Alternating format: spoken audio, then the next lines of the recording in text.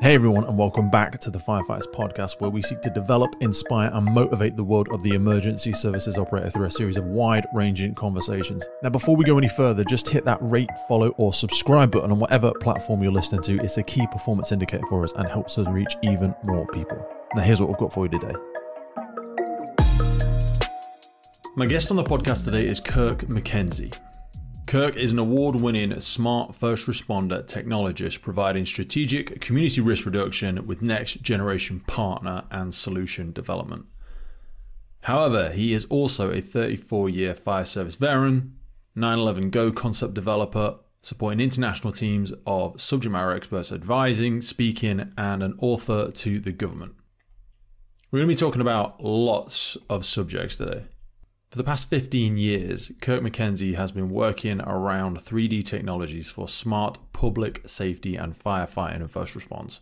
It really does raise the question, how do we have 8 billion souls on the planet and 4.5 billion of them are connected, yet 150,000 perish every single day? The tool of choice for firefighters is two-way communication, radio, phone number, landline, yet in every day we have apps for everything. Ride sharing, Deliveroo, e-scooters, dry cleaning, food delivery, central heating, the list just goes on. How do we move our industry forward into the next generation of technology? In our conversation today, Kirk gives us a buffet of innovation and creativity of things he has come across, things he has supported on, developed on, and helped bring to market. But today isn't a sales pitch. Today is around how do we change the way we think? How do we drag those technologically nervous individuals in our sectors into this new technological age? Now, 30 years ago, when all firefighters began to have handheld radios instead of just the one incident commander company officer, it was incredible. It was empowering. It was just absolutely a revolution in how we could deploy resources, get organized and controlled, and instigate our tactical plan on the incident ground. We're only too aware that we have a tremendous shortage of aspiring firefighters around the world. Organizations, services, companies, volunteer companies are unfortunately closing their doors in certain places of the world. And one thing that I always feel perpetually frustrated about when I see these incredible young people with innovative minds, with the drive, with the passion coming into our services, is that they are sometimes and often met with the stark reality that we are still operating with some very primitive technology in comparison to what they will be interacting with on their day-to-day basis. We need to update our systems, we need to update our technology, our equipment, and we need to fully embrace this technological revolution. One of the things we're going to be talking about in our conversation is the see-through technology, which is one thing Kirk has had a lot of involvement in. So let's hear a little bit about how that technology was created, what the thought process was behind it, and how it's helping firefighters in different parts of the world right now in its final stages of development. So before we get into it with Kirk, let me introduce Robert Downey Jr. Technology. We're at the dawn of a new age, the age of AI, artificial intelligence. Tons of folks are working on it, right? So it raises the question, do we even want to be superhuman, or is imperfection what makes life interesting in the first place? At what point do we start trusting AI in matters of life and death? So it was a smoldering fire that just filled the whole house with smoke, and you couldn't see your hand in front of your face. You literally had to feel your way up the stairs, totally blind search. Yeah. Every 2 hours and 45 minutes, a U.S. citizen dies by fire in their own home. We've lost more than 3,000 a year consistently for 30 years. The Worcester fire. 3 guys go in, they get lost, 2 more go in. I mean, before you know it, they finally had to okay, we're not sending any more guys in there because they're all freaking lost. On his radio, a commanding officer heard 2 firefighters desperately crying out for help. Mayday, mayday, we're running out of air. Come to the door so we can see where you are. And we did that. And we went beyond the door, and we yelled, and we had lights, and they were inside somewhere that they couldn't see us. All those guys who died in that.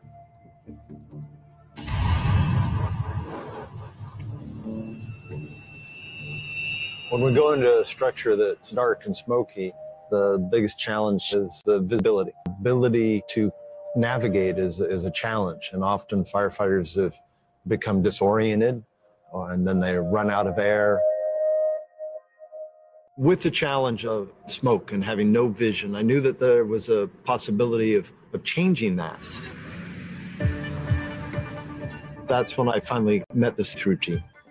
I guess the best way to describe myself is I'm infinitely curious. I like to solve problems. I was in disbelief that firefighting in a smoked out building involves training their personnel to revert back to feeling around a room. The problem that See-Through is trying to solve is really flipping the lights on for people operating in zero visibility conditions. The concept of See-Through was the helmet that had enhanced audio, enhanced... I see ya. I'm on my way. We have a mask, and we have a thermal imaging device that sits on the side of that mask, and we process that in a small computer. Sam and Omer created a mask with special glasses clipped inside. Thermal imaging cameras stream video from the firefighter's helmet into an AI processor. Using edge detection algorithm, the mask detects subtle changes in brightness to predict shapes invisible to the human eye, like a wall hidden by smoke, or a kid hiding under a bed. This is insane.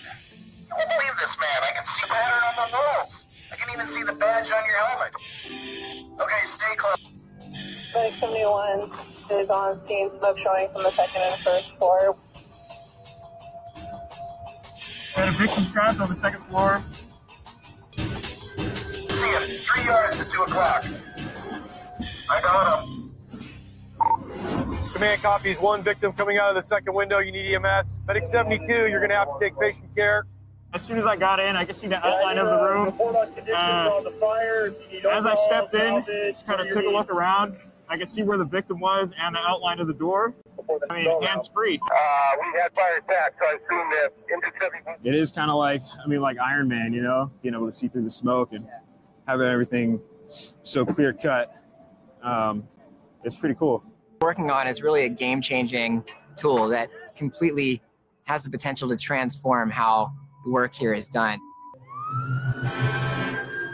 There's a good chance AI will continue to enhance us in ways unknown. The question then becomes, if it does, what do we do with our newfound superpowers? What does the future of firefighting look like? Let's start with that massive ball. Yeah, you wouldn't be the first to have asked, Pete. Certainly, it's an inspiring, imaginary place to go. And sometimes people ask me, "Well, what do you do, Kirk?" And I say, "Well, I'm a public safety advocate of technology, strategic partner advisor, stakeholder engager, and really, I'm an Imaginarian. What are we imagining?" So, Pete, I think the future firefighter, first responder, emergency medical service provider is going to be equipped with all sorts of wearables that are technologically enabling to save lives in ways we never might have imagined with two-way voice.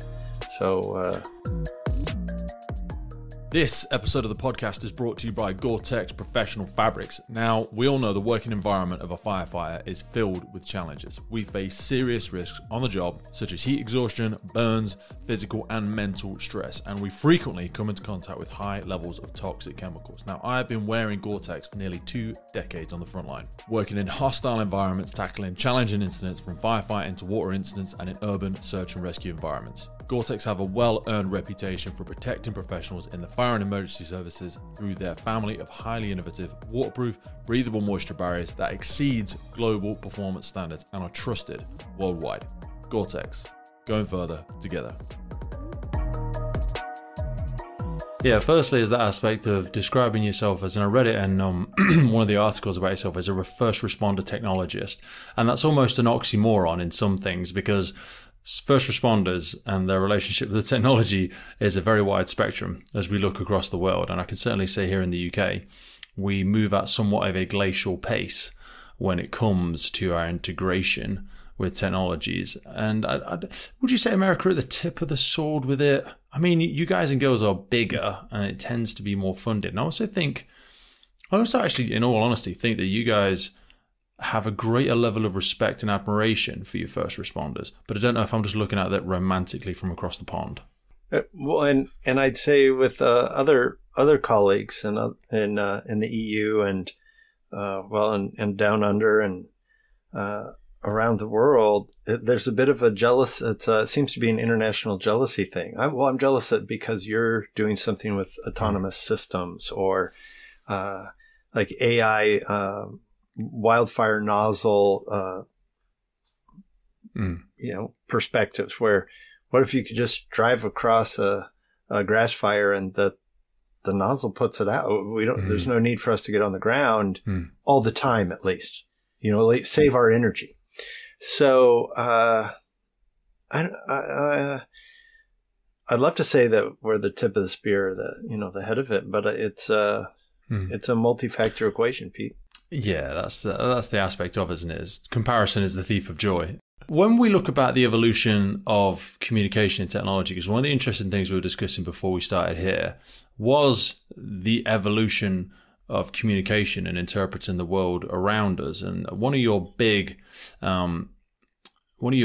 bigger innovations and stuff that you bring to market is around that evolution from the original two-way communication, which in itself was revolutionary once upon a time. Well, indeed, there's several things trains of thoughts I've already started here. One was if wishers were horses, then we could all ride.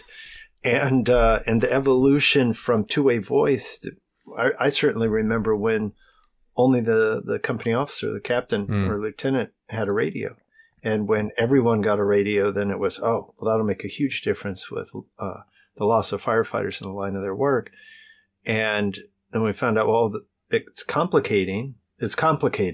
It's great because they do have a radio, but there's so much more that still needs to be done in what has traditionally been a laborious thing. Regardless of technology, first responders are going to sweat on the job. It's going to be hard work. But I think of this when I think of agriculture as well, though. Like, there will have been someone similar to yourself stood at the edge of a field watching farmers working hard, laboring in a field and going, I'm sure there's a much easier way you guys and girls could be doing that. Do you know what I mean? And when I see the evolution and the sort of engineering leaps forward that agriculture has taken, I feel like we're still sort of dragging our knuckles in a lot of our tactical approaches with firefighting. Well, and I say that with respect. It's impressive. But there was also a romanticism about doing it the old way and getting yourself dirty and, that kind of builder approach to just getting the tools out.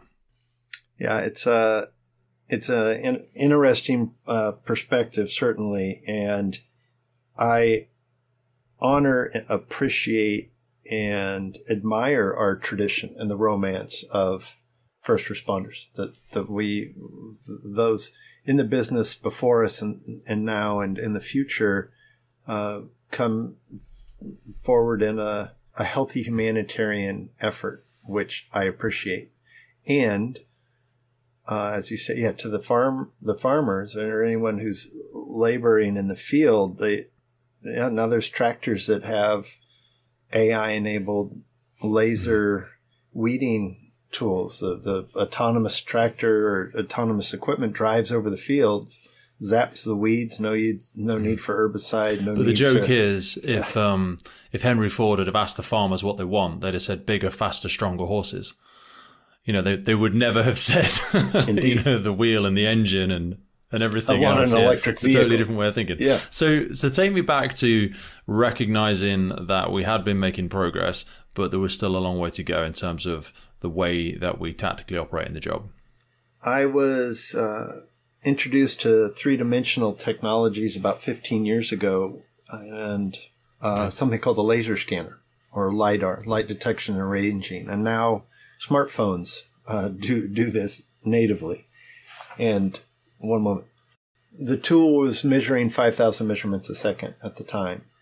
And a few years later, I was using the device to scan a cadaver in a fire death class. Yeah, very gritty work, and thank you to the forensic anthropologists out there that are still involved in it. And some colleagues assisted in 3D printing this scene to show that we could preserve perishable evidence in fire investigation.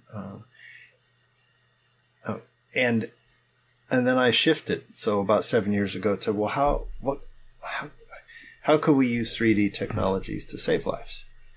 And I was invited to the Game Developers Conference in San Francisco, and 30,000 gamers were there. And that's not, back in the day we had pinball, and we had a game called Pong, Atari Pong. But other than that, no gaming for me. But I looked who was going, and some big enterprise teams were attending, and I thought, well, those teams know where callers are in the time of need. Just in 2D, right? At the time, I was working in a rural community, and we might spend 20 minutes trying to find a patient who was critically low blood sugar and hadn't been seen in a few days and was in a remote location, and just trying to find the caller was hard. And the big enterprise teams and communications teams, they know in part where folks were. And again, this is saying now, almost a decade ago on this, that I shifted gears and started having conversations about what's next. And I met with some of them, and they shared with me that, when wildland fires happen and we have multiple fatalities, dozens and dozens of souls are lost, they have some data. And there's this delicate dance, and how do we figure out how to share that while respecting their privacy? Is it appropriate to share it? Should they have an opt-in opportunity to share their location? What if people wanted to 3D scan their homes, either scan or photogrammetry or other tools that can map our home in 3D? They'll do that to see if the new couch will fit from the big box store. This is the irony. Like you say, when you look at, I think we're at the place with technology now where things are colliding. Do you know what I mean? When you see satellite navigation colliding with vehicles, and you see, music systems colliding with, I can't think of an example, but like you say, people that are measuring up their kitchen, or even, I know there's a few PPE companies where they do full body scans, don't they? And it will just automatically size you. And I just think, wow, we should be embracing this, because it's like it's not moving in a numerical fashion. It's not binary the way that technology is advancing now. It's taking leaps. These sectors are colliding, and then just it gives birth to a whole new way of thinking. Indeed, it's not a linear thing. And whether you watch proper football or American football, that now we have spatial computing in sports where it's being real time broadcast in 3 dimensions. It will end in 4D, meaning spatial temporal. It has the space and it has the time. You can rewind in 3D in sports and be there in VR, be on the 50-yard line. It's crazy. Or mid pitch line for golf, cricket, football, rugby, any sport. That's possible. So how do we turn our domain, the public safety first response domain, into a live spatial computing ecosystem rather than simply two-way voice? Because and now we see teams go into mission critical push to talk, which is great. Okay, we can connect broadband to traditional, say 800 megahertz or other radio frequencies, or 4.9 spectrum. Okay, great. So maybe we have more robust voice. Maybe we could go internet protocol for voice and mission critical push to talk. But that's still voice. You and I happen to be doing a podcast, but we can see each other. I'll have to pull us out of this rabbit hole for a second. For people that don't understand what we mean by push to talk mission critical, could you just zoom out ever so slightly because you spoke there about tapping into different communication networks to adopt for first responder use. That is something that will be very foreign for people. Because can you just de-chunk that a little bit? Because I know you guys and girls are a little bit further ahead than us. Well, the bottom line is we all want to move forward as reasonably quickly as possible, because, say, in the U.S. alone, there's 700,000 calls a day to our emergency response centers, our public safety answering points. And about 99% of those work out all right, meaning that people survive. 1%, they don't. So that's about 7,000 U.S. souls a day who are lost. And now, we're not going to save everyone, but could we save one? And around the world, I think the rate is something upwards of 100 souls a minute are lost. And a little more than half of the humans on the planet are connected. Of the 8 billion souls, there's about 4.5 billion are connected, but on 50 billion devices. So as we move from basic land mobile radio, right? We have towers and repeaters, and we have heavy radios on our equipment, and we key up the microphone, and okay, great. I believe I'm transmitting. And then hopefully we get a copy, a read back from the other party. Yeah, engine one, copy, you're stretching the line and making an attack. And then break, engine two, water supply, backup line. And it's over the old school radio, if you will. Now we have the ability with mission critical push to talk, or even non-mission critical. Like, how do we? One agency I work with is working on, we want to go push to talk, if only for the fire inspectors or, public safety or the public education groups who aren't out there putting the wet stuff on the red stuff. And so the concept is that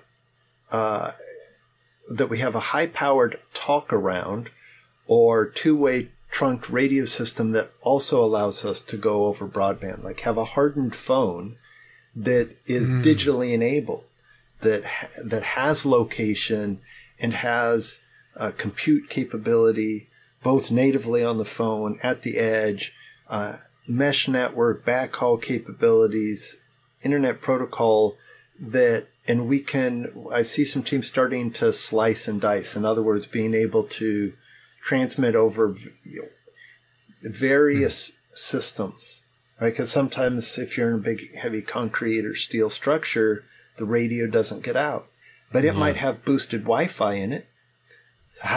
So how do we use a smart hardened phone to get out over Wi-Fi and then blend that into What's LMR? The barrier for having big open talk groups? I'm very much the irony. I mean, I run a podcast, but I know little to nothing about technology and voice communication methods. But like, if there were 7 other people on this call, we could all speak freely with a good Wi-Fi and have a conversation. Like you say, the whole push to talk, wait, can't interrupt, or I can interrupt for a priority message like we do in the UK. It's clunky. Well, it makes me think, you know what? Do you have any folks who are down at the station now? I do. Like, I have some friends I could text them and say, hey, come up on the call with Pete and be on the podcast with us across the radio. Could any of them even get here? I doubt it. That with the radio system couldn't even get to our podcast in any way, shape. I mean, yes, we know some people that could probably get there. And for me, I'm going to say it's the Imaginarian. I am not full disclosure, technically competent radio expert, but I'd say the first place to look would probably the 3GPP. It's an attempt at a global standard, so we can all start moving down that road for mission critical push to talk, LTE, mixed capabilities with radio. But frankly, Pete, I just want to move beyond voice. So take us beyond voice. Where is that taking you so far? Yeah. Well, you might have heard that there's an enterprise team that just launched an new headset thing. Some might call it augmented reality, mixed reality. They're using the term spatial computing, which is what I've been a proponent of for almost 10 years. Actually, it was this year in a few months where I'm right at 10 years where I first imagined, was at a 3D conference where they have vehicles that map, they're measuring million measurements a second to map the roadway in 3D, which is how autonomous vehicles operate, right? They live map, and they've got a machine that's doing object recognition.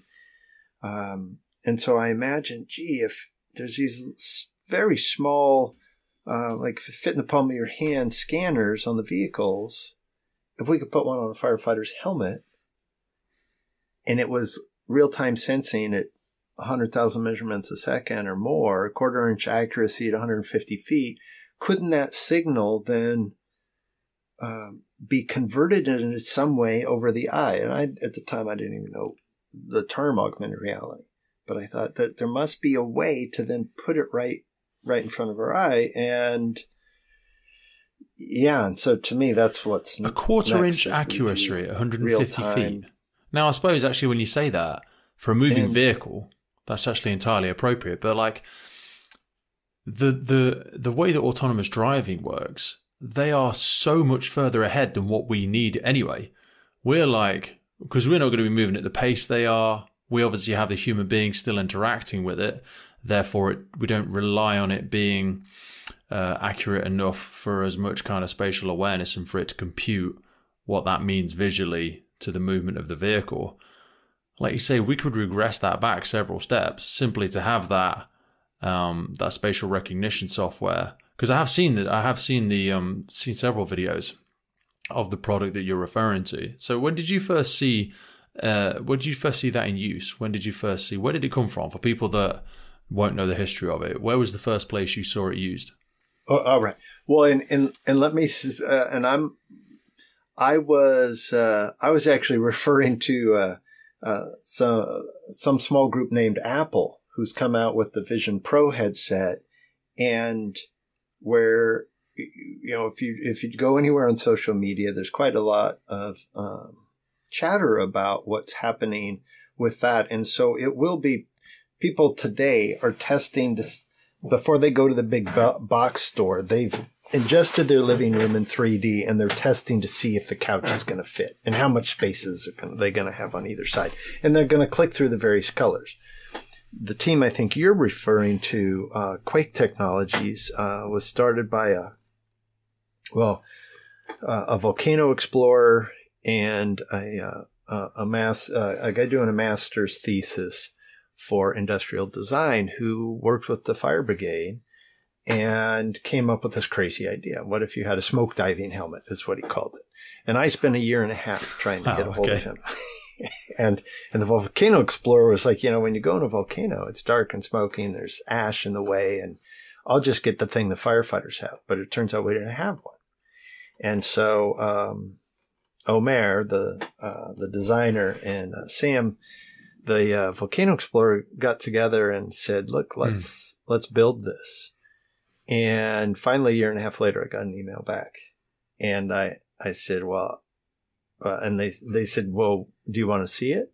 And it was version 1, prototype 1, very primitive.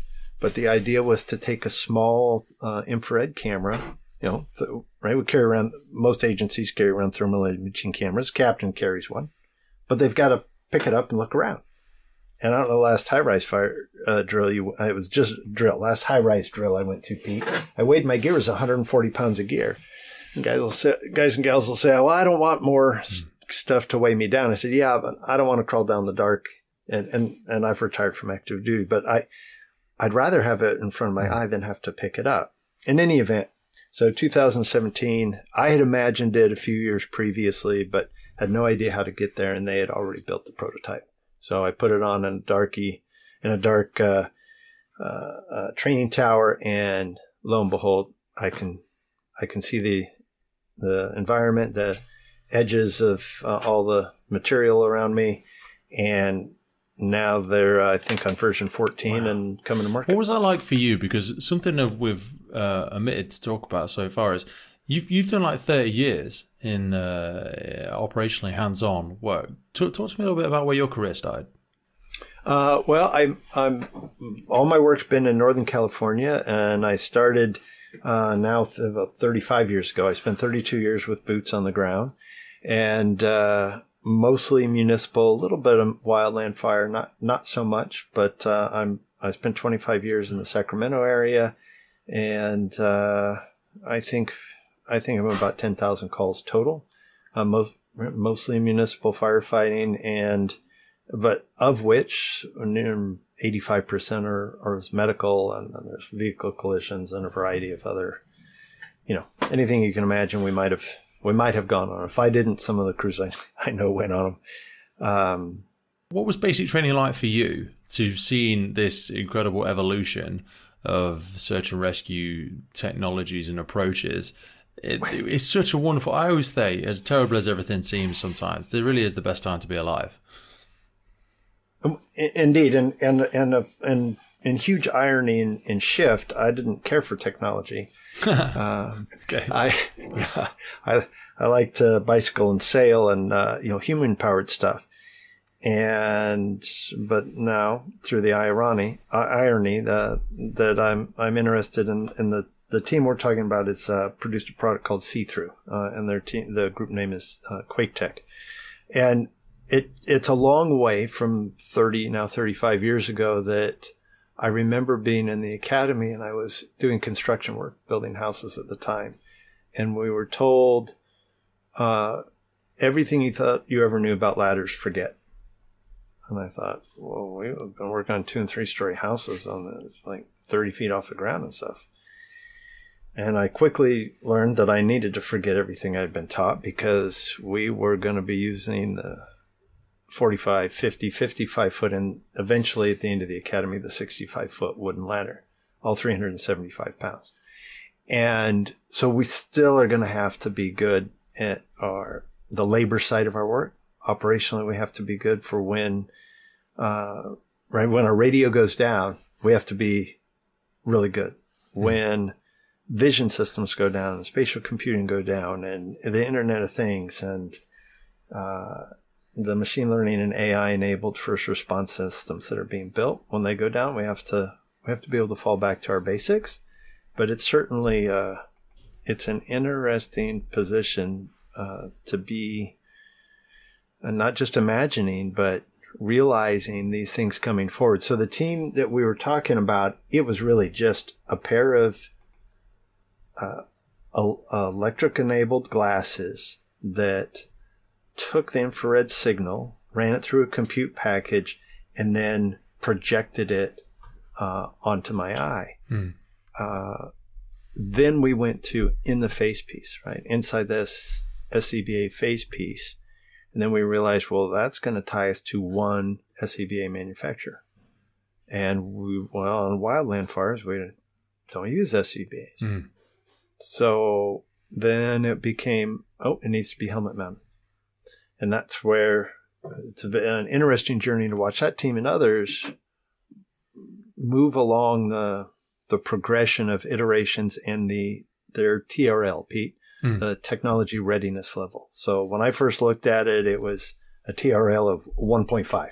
It was beyond an idea. They had an early prototype, but it was not a minimum viable product. No. And so it's taken a number of years, and compliments to the team. They've not just worked hard, they've worked incredibly intelligently, have support from the U.S. Department of Homeland Security and a couple of key enterprise teams, and that's super exciting to see them. In other news, this episode is brought to you in partnership with MSA Safety. Today we have them to thank for the improved firefighter safety through connectivity in their brand new connected firefighter system. At the center of the connected firefighter platform is the MSA M1 SCBA with telemetry. You can view battery life, air pressure, and estimated time remaining either independently on the M1 itself or from the Luna connected device screen. Also, still with the air status, alarm information, search status, and all of this provided to the incident command for confident decision making during the scene. That integrates straight in with the Luna system, which is a wireless all-in-one device creating an independent search and rescue network, providing edge detection, enhanced personal thermal imaging, while simplifying post-scene reporting and data retention. One of the key parts of the Luna is their FAST system, the Firefighting Assisting Search Technology. This combines directional and distance information with thermal imaging to help find separated teammates and decrease response time. It actually connects you to the other crews in the vicinity for a unified search during the time of mutual aid by instantly notifying the network of Luna devices when there is a downed crew member, allowing for a prompt search and rescue. All of this then plugs into the FireGrid system for cloud-based connectivity, real-time information, and data-driven decisions for the incident commander. It enables you to see the exact location of your firefighters on the scene.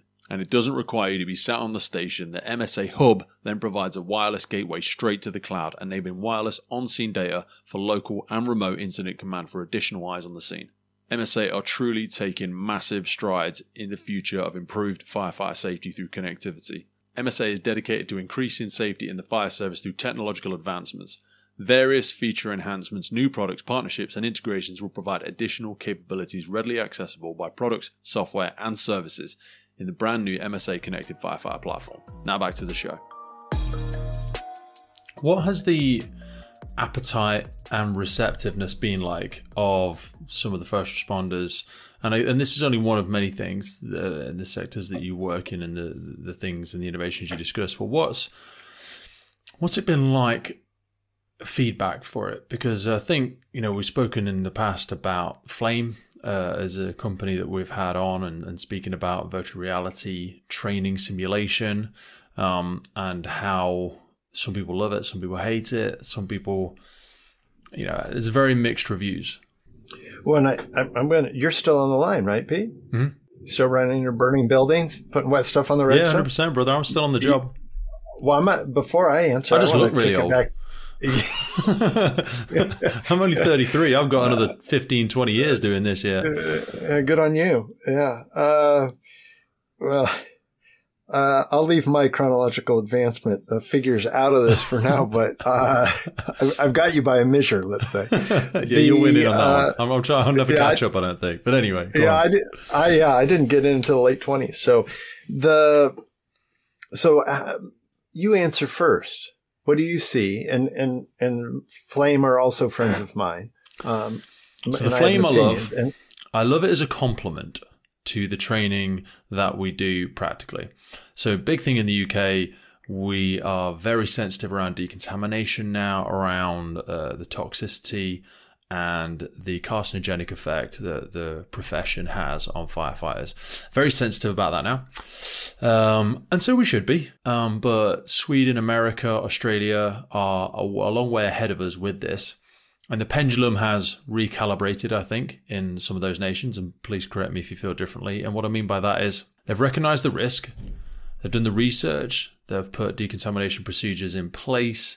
They encourage it and police it, fund it.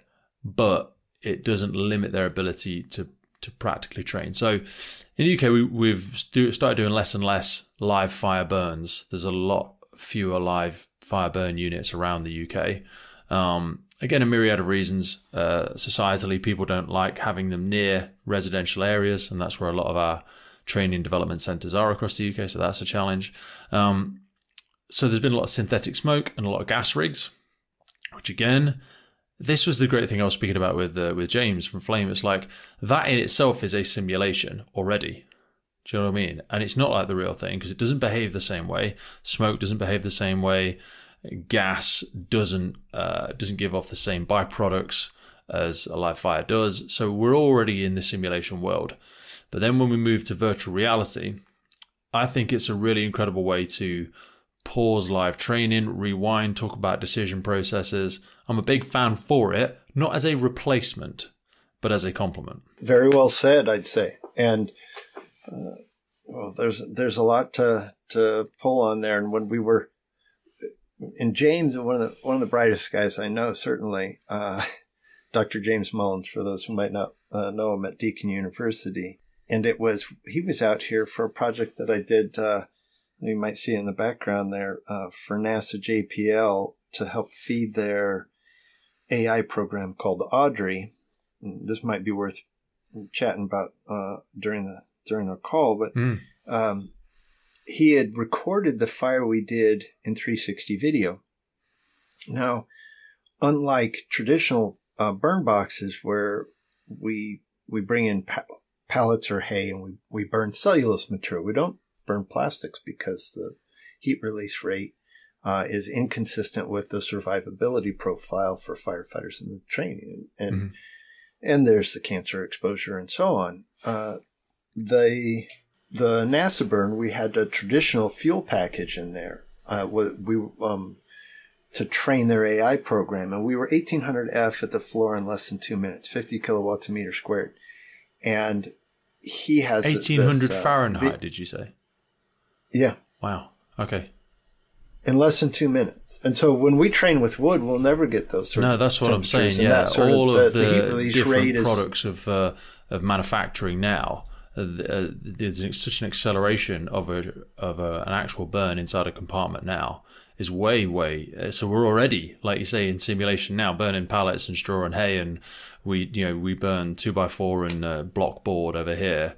It's not realistic. That isn't and has anything to do but realism to fire. Yeah, yes, we could talk about flow path and ventilation profile and heat load, but really, of the few working structure fires I was in, they were not consistent with the burn box heat release rate of wood. Now, but I said to.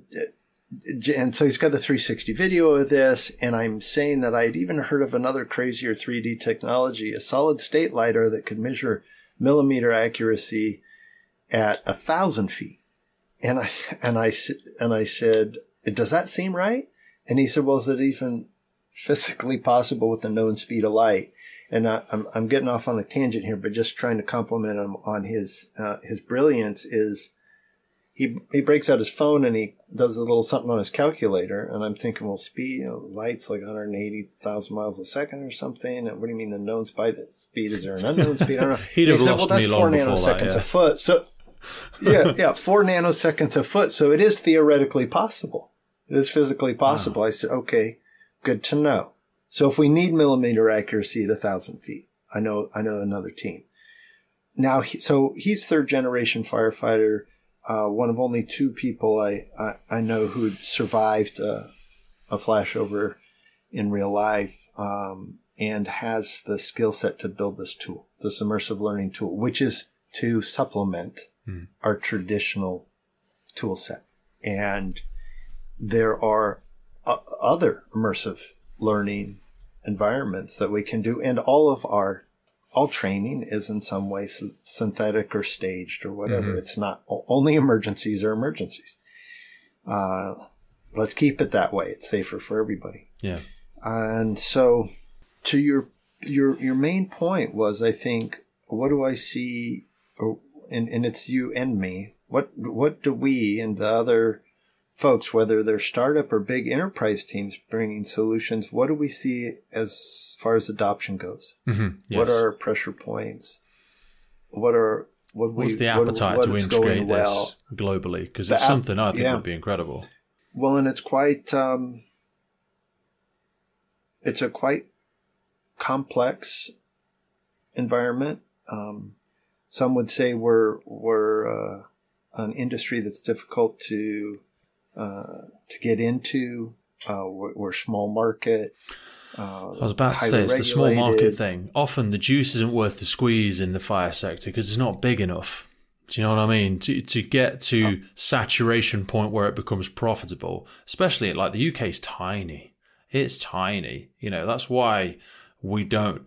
We're like the poor cousin of a lot of technological revolution in the UK. When you look at what's happening in Formula One and aviation and things like that, we get the 4th and 5th version of it when it eventually becomes wide market affordable for us.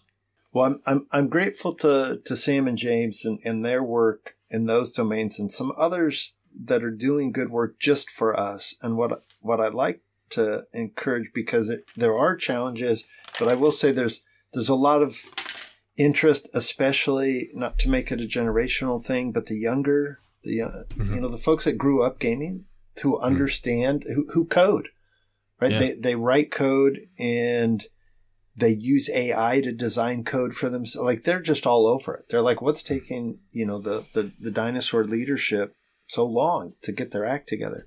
So with their encouragement, and then I'd also say on big corporate teams, like telecommunications teams, look, there's several million first responders in America, but there's 320 million Americans that are not first responders. Let's build solutions for them, for their phones, for their homes, to make them digitally enabled, smart community risk reduction, like smart city designs, make them enable them to escape harm, because they have an application on their phone that has a 3D model of the theater, the school, whatever other public building they're in. Have you seen the exit pathways? The product, is it called 999i or something like that? Does that ring a bell? Basically, we had a gentleman called Apollo Girolabos. He is a data analyst and technologist from London Fire Brigade in the UK. And London Fire Brigade is the biggest brigade in the UK, and they have the largest technology team there. And he was talking a lot about artificial intelligence. He was talking about language learning models, but he was talking about possible tactical applications at incidents. So, for example, to make this a lot easier to describe, a member of the public calls in an incident. They say, I'm stood outside X building on this street. The emergency services can connect live to their phone, get a visual straight away on the incident, and then use an AI algorithm in combination with the language learning and getting all the information from the person to say what the best response is, what the workload, capacity, what the predetermined attendance needs, what the correct tactical approach would be in that building, immediately source a map, and residential information about that premises. And all of that can be done before the crew even gets there. Do you know what I mean? And he was talking a lot about that, and I thought, wow, because when I joined, and certainly when you joined, it was talking about the size up in the first 5 minutes, and we still talk about that now because we haven't really moved along much in about 40 years. But when he said that, I thought, because all of that technology is around already, it's just marrying it all up to manifest itself into a single off-the-shelf product. Do you know what I'm saying? Oh, indeed. Absolutely. And I'd like to think of it as if it was our turn to cook and we're working at the big station, and I got to work at a rescue station. If we had interns and a ride along, we'd have as many as 12 people in the station.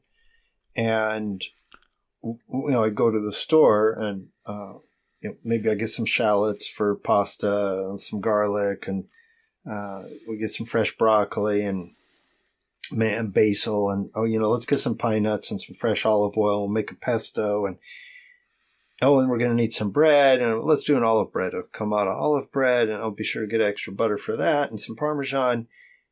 And so we have the ingredients now to build smart first response. It's putting it together. We're at the point, I think we've got a hot pan and the butter's sizzling, and it's time to drop that shallots, and that's where we are. And so to your point, you actually made me think a little bit of what I had not thought of. Two teams I want to mention. One is Good Sam, which is out of the UK. Okay. So nod to, I think it was a trauma doc or an emergency room doc who said, the way we're doing this needs an update. And so he's enabled a system where caller calls in and dispatch sends them a link. No need for an app, but it is called the Good Sam app. Yeah, I've just pulled it up now. Wow, okay. And this is interesting. Yeah, and it goes live video. Now this is for emergency medicine, and if it say if someone's as a bystander for someone whose heart has stopped, They can give instructions for CPR, and they can say what if the rate and depth of compressions is sufficient, or it needs to be faster or slower, deeper, not so deep. If it's someone who's alert and oriented ×4 and is calling just to say, you know what, I've been sick for a few weeks, I think I've got bronchitis, I need a prescription, but my vehicle's out of order, or whatever it is, I'm not able to make it to a doctor's office to get a prescription for some medicine. And the machine, through AI and computer vision, knows the patient's pulse rate and can, with significant reliability, detect their stability. In which case, then the dispatcher can say, okay, is really all you need is a lift. You don't need an ambulance and a fire apparatus, which is typically how we run in the U.S. Send a fire engine and an ambulance. And then they could get a digital token for a private transport and keep the emergency apparatus available for true emergencies instead of really just a priority visit to the hospital. Or, sorry, to the doctor's office, not to the hospital. And I think it's San Antonio Fire Department in the U.S. has had some incredible success with this. Yes, that's who they've got as evidence of their sort of case study, isn't it? So I'm just looking at it now, and we'll put this link in the notes for people to kind of look if they want. Because, yeah, and this, I say, Apollo spoke to me about this, but I knew it would already be a thing. So just for people, this says about Voter Fire and Rescue Services to provide the most versatile video platforms for fire and rescue. One-way video runs concurrently with the emergency call. No need to hang up and restart the video conference, which is not practical and dangerous in an emergency. So open any caller's phone camera in less than 10 seconds. It locates the caller instantly. The video can be forwarded to the officer in charge close to the scene, instantly identifying the suspect, enabling staff to see what they're about to enter. Don't need to seize the phone. The evidence is stored, date and time stamped in real time. No need for officers to attend low acuity calls. We often get smoke scene. So we'll get tipped out in the area and we're just fucking driving around for an hour. You know, can't find anything. And this Good Sam app, I'm going to contact them. It'd be great to have them on the podcast as well. So yes, there you go. Another example of something that's already... Why the hell don't I already know about this? Not that I'm important by any stretch of the imagination, but I speak to people across the UK every week, you know, and it astonishes me. And I also attend many fire and rescue services in the UK to train and assess. This has never come across my radar, Good Sam. Well, brilliant.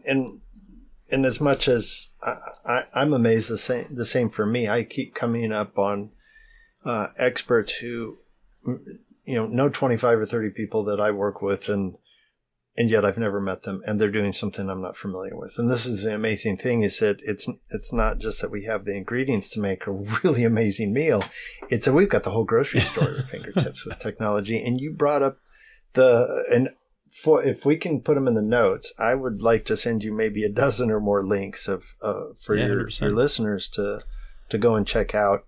But just today, I see I got an email blast from the International Association of Fire Chiefs indicating that Orange County Fire is launching a video to 911 technology. So I need to look into, okay, what system are they using?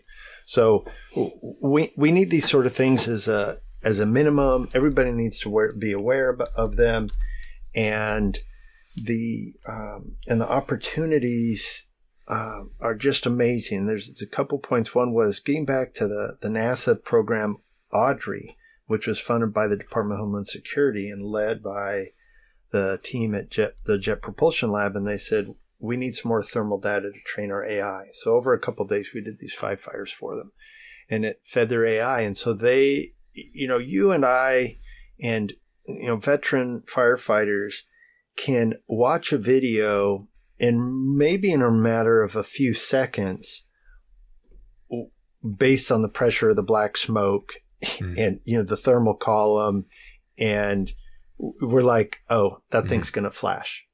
Or, we see a video of somebody goes and they make the door, they open the door, oh, that thing's hot. All it's going to need is that oxygen. It's going to flash. And Well, the AI program is there now and what if they could predict it? If we could predict it, say 3 or 4 seconds before it flashes, what if they could predict it 60 seconds before or 2 minutes before? It'd be so quick because, like you say, run the algorithm, we'll put some links size, in the chat. complexity of the building, the rate and color of pulsating smoke, where in the layer, where's the heat layer? What's the color of the windows? Is there any? It would run that. I mean, I just feel like so stupid when I talk about this sort of stuff because the rate at which it would run that algorithm, it would be so accurate down to probably a second, 2 or 3 seconds as to when that would be likely to flash. And it would also tell you the best area of access, where to vent it from. What to do, especially like in a wind-driven fire. What are we going to do? And if there's an option for people to share their location, right? If we're having calls for rescue in the structure, we have a known rescue. Someone's trapped in the back bedroom, but we don't know the layout of the building and we don't know the condition of the patient. And so sadly, people are texting their loved ones to say goodbye. So in that moment, if we could have we can, it needs to be done to integrate. The people can communicate directly to the truck crew with the circular saw who's on the other side of the wall, who really is highly motivated, educated, and trained and capable of cutting a hole in the wall. They just need to know where. And so these are the opportunities that are so inspiring. And so I'll give you the links to NASA JPL's program, Audrey, and it makes me think one of the teams is doing live 360 video where each pixel is geo-referenced and has machine vision capability for object recognition. Well, we start getting, cloud compute capabilities that, what you were just telling me, I'm like, oh, wow, I know what's happening for EMS now. Oh, there's so much more we can do. Today's podcast is powered by our partner Lifelines and their revolutionary approach to functional hydration. Just like in firefighting, water is essential for body function, but studies show more than 80% of firefighters are dehydrated. A 25-year study findings from the National Institute of Health showed poor hydration to be linked to early aging and chronic disease, and even mild dehydration results in significant negative impact outcomes including headaches, exhaustion, rapid pulse, irritability, and poor cognitive function. A study conducted by Yale University showed that participants who were just 1% dehydrated had a 12% increase in errors when performing tasks that required cognitive flexibility. In addition, dehydration is shown to worsen mood and attitude, contribute to confusion and poor decision making, and negatively affect memory and judgment. In other words, you really don't want your incident commander, firefighter, or for that matter any first responder on a critical scene to be even slightly dehydrated. Mild dehydration occurs when a person is just 1.5% dehydrated, a condition that does not even trigger the thirst response in most people. So just imagine how quickly a firefighter or any first responder can and does become dehydrated in their day-to-day duties, which is why I address my hydration first thing every day with Lifelines. Go into the notes for this episode and specifically check out Lifeline's Hydro Fuel and Hydro OG by clicking in the notes for the podcast for a clean energy solution designed for those who demand more from their day. Now back to the show.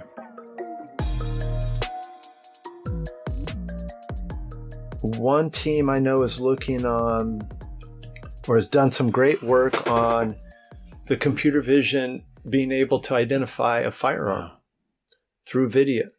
So what if a firearm shows up at a place that it shouldn't be? That sort of stuff for marauding terrorist, firearms incidents, being able to detect that in a crowd would be a hugely, and I imagine this is already being used, given how much CCTV activity is across the world. Absolutely. But it's almost an elitist system because, again, I'll repeat myself, but the first responders, I think the public would assume we have access to the best technology and the best resources. I almost feel a bit of a fraud sometimes when I think about the very rudimentary tools that we have available to us at times. Yes, and I definitely, well, we did have the best tools in the beginning. The fact that we had a two-way radio when I started and all phones were hardwired. There were cell phones, right? And I mean, homes did have cordless phones fairly early in my career, but they only had a reach of maybe 100 feet or something like that. So we had the best, but tech is moving so quickly now. And I think they say, well, if a new fire truck is $1 million, oh my gosh, and I started to look at the numbers because I felt badly about that. And then I thought, well, divided by how many citizens are in the community, that worked out to, I think it was $20 a citizen. No, I'm sorry, it was $4 a citizen over 20 years. So, I did the math on, well, how much did we spend each year? The budget for the fire department was $253 per person per year. And to have 40 people at your disposal 24/7 for $250, that's a pretty good insurance policy, in my mind.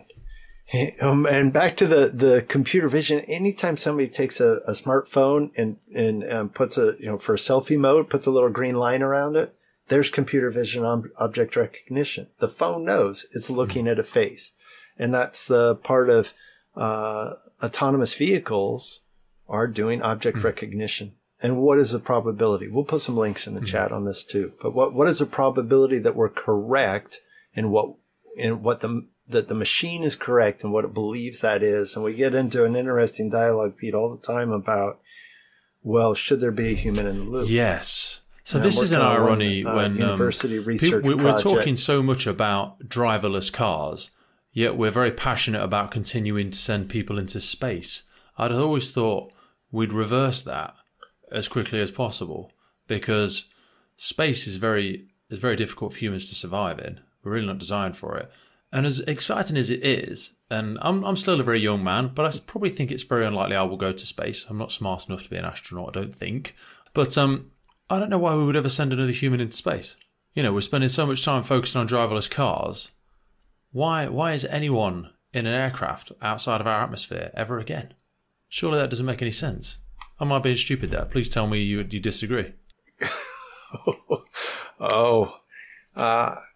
As an old, a former tall ship sailor, I'll just say, well, I don't know if they might have said that, in earlier generations in exploration of the globe.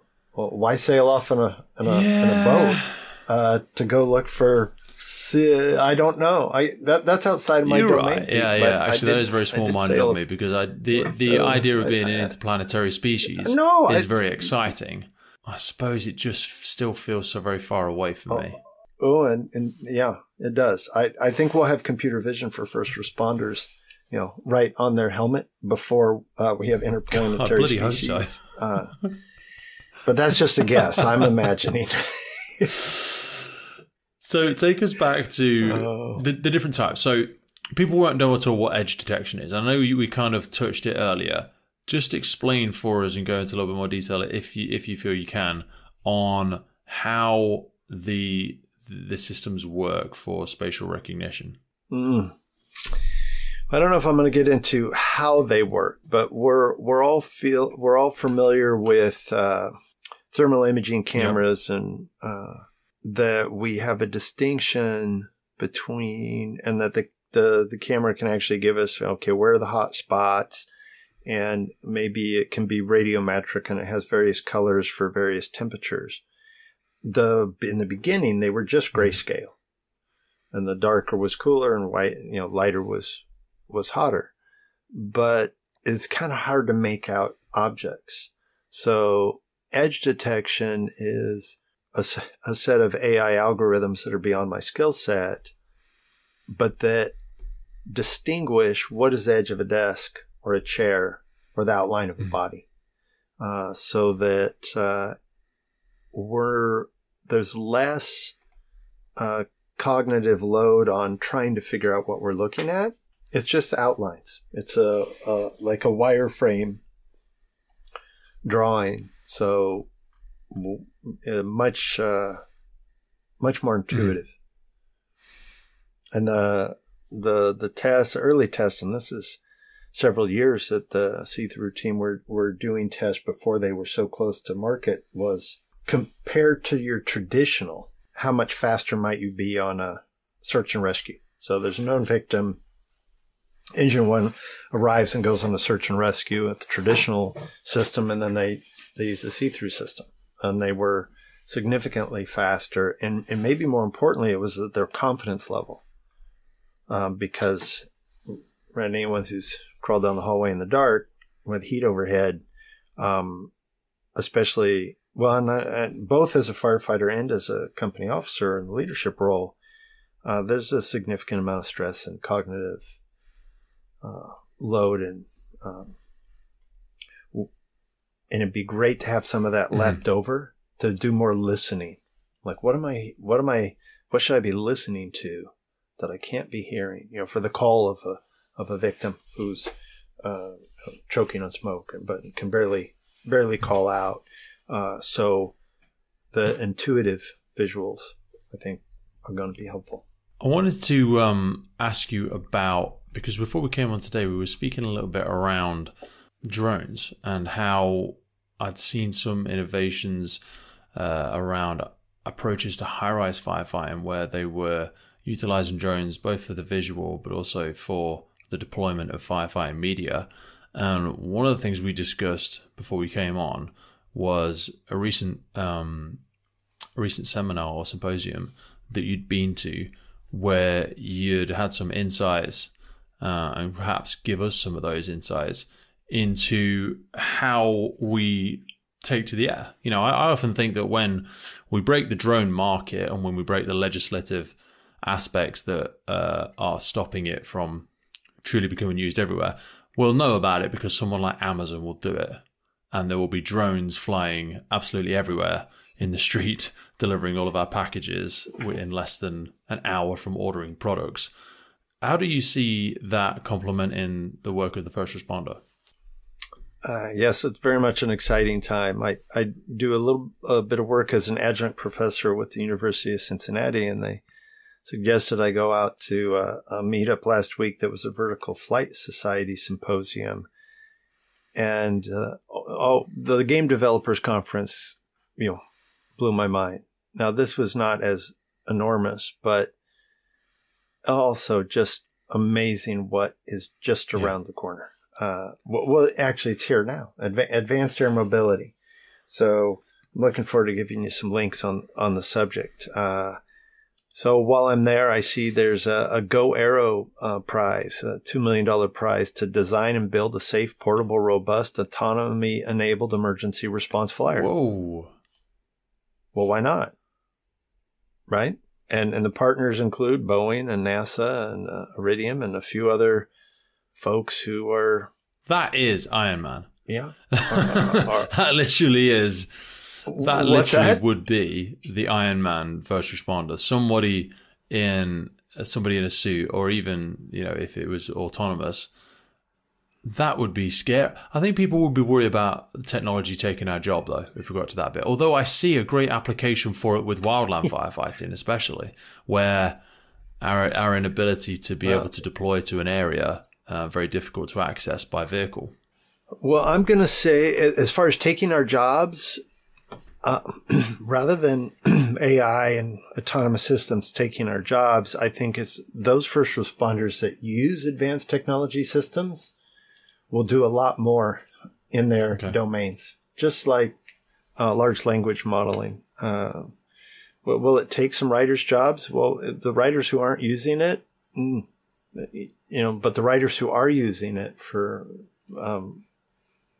like, do we use spell check when we send a text message?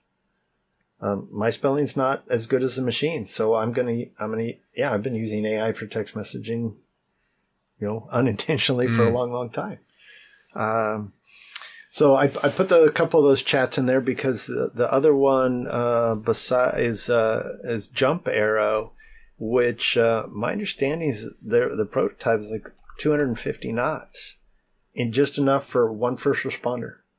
It's like a 350-pound payload. Now, I did not see this in person, but I did see some other craft that are already on the road. You've got folks like Archer and United partnering to do airport shuttles, like 4 or 6 people, and electric vertical takeoff and landing systems. There's NASA's done some work on Advanced Air Mobility and Data. I think DRF, Data Reasoning Fabric. Yeah, here's a good one for you, and you'll pass this along to folks. But along the smart cities systems, how does everything connect when we have large autonomous? So we have self-driving cars. What about when we have self-flying cars? It's really quite close. And as far as the wildland, absolutely. There's a lot of interest in early detection from space, and X Prize is running a big challenge right now that includes that. And then, once we identify it, how do we get some retardant or some suppressant on those fires that we should fight? In other words, in the wildland, especially in the Western U.S. and Australia, some parts of Europe, because of suppression efforts for the past 50, 100, 150 years, the forests have become so dense that when there is a fire, then the trees die. Yet we need to burn out the understory to thin the fires so that they're not disastrous fires. They're not so destructive. So there is a need for healthy fires in places where we didn't suppress them in the past. So if you have an autonomous system that could suppress a fire, is it a fire that should be suppressed? Or is it the time of year? Is it still in the spring? And it's going to be a beneficial fire. Or when there's a control burn,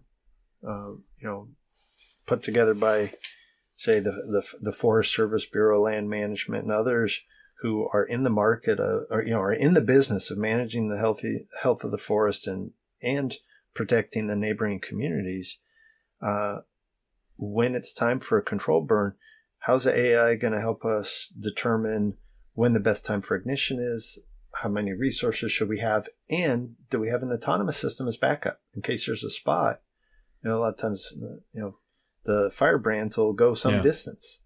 And if we have an autonomous system, to your point, a drone with some suppressant, that should be beneficial. We'd like to. Mate, I think it's a really, really exciting time. I think it's a fascinating area to get into. The irony is, I was really excited to come on and have a chat with you this evening. I think I've been left with more questions that I came with, not because you failed to answer any, but it's kind of like we all sit within our own unconscious bias spheres where the things you're just not aware of.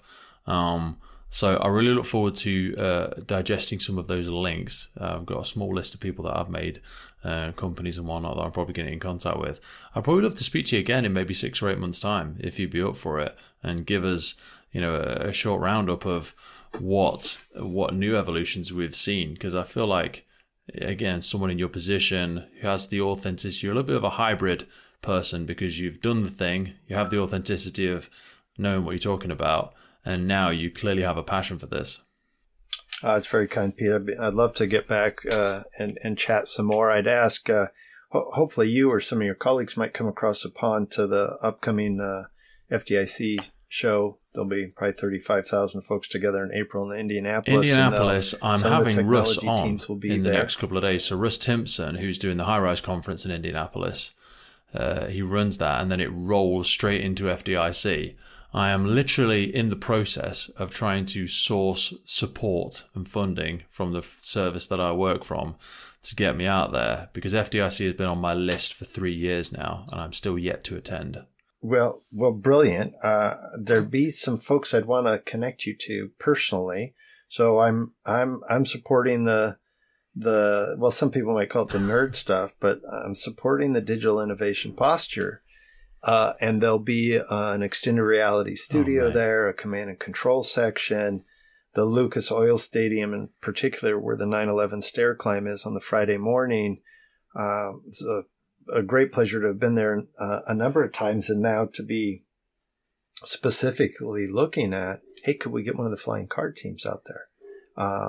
There is an autonomous vehicle. The Google Waymo team, I believe, is, I see them on the list. They're going to be in Lucas Oil, and some other very innovative and progressive teams. So I'd like to get together with you firsthand in Indy in April, and then we'll have a lot more questions, both of us, because it's the same for me. I don't have answers. I have more questions and more imaginings of. That's beautiful, though, isn't it? To be that eternal student, to be the curious child. I hope I die with questions, because how sad to have lost the desire to learn, because you have the gift of being the eternal student only if you choose to be, because it's a fascinating world out there. Thank you so much for your time, brother. I really, really enjoyed it. Please send my love to the family, and I look forward to sharing some of those links with everyone that's listening in. Right back at you, Pete. Thanks so much. Hope to see you in April.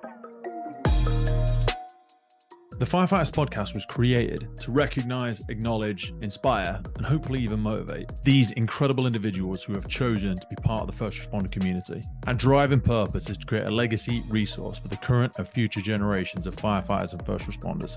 We get some incredible feedback from listeners and guests, and as the podcast grows, our desire to create longevity and sustainability means that we are asking for the support of our listeners. If you want to support the podcast, if you want to get discounts to our merchandise, hoodies, clothing, coins, patches, and also access to all of the incredible documents get shared with us from our podcast guests and sector leaders, then please head over to our Patreon page, and for just £3 a month, you can support the future of the podcast. Please finally hit that follow, subscribe, or rate button on the platform you're listening, and wherever you're in the world, please support your emergency services responders, and thank you for listening.